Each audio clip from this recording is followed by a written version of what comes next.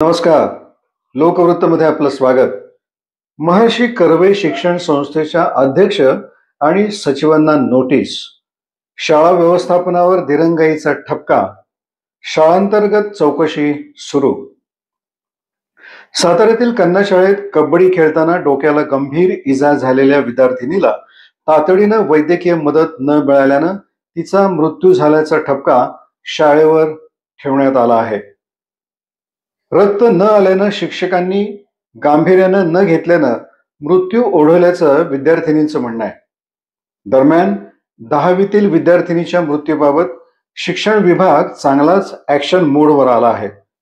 शिक्षणाधिकारी प्रभावती कोळेकर यांनी महर्षी कर्वे स्त्री शिक्षण संस्थेच्या अध्यक्ष आणि सचिवांना नोटीस बजावली आहे.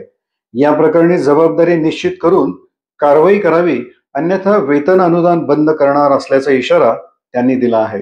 त्यामुळे कन्या शाळा प्रशासन आणि संस्थेच्या अडचणीत वाढ झाली आहे.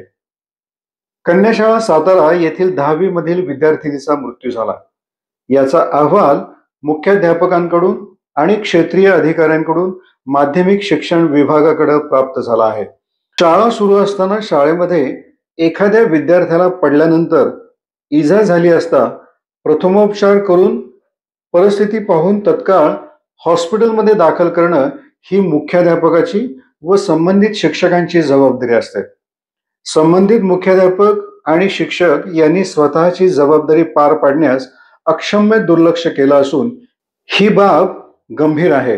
त्यामुळे संबंधित संस्थेचे अध्यक्ष आणि सचिव हे नियुक्ती प्राधिकारी असल्यानं तत्काळ या घटनेची सखोल चौकशी करून घटनेची जबाबदारी निश्चित करावी.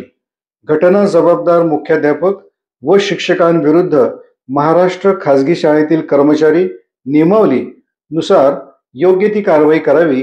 याबाबतचा अहवाल 7 दिवसांच्या आत माध्यमिक शिक्षण विभाग कार्यालयात सादर करावा, अन्यथा शाळेचं वेतन अनुदान बंद करण्याची शिफारस शासनाकडे करण्यात येईल, असा इशारा नोटिसीद्वारे देण्यात आला आहे.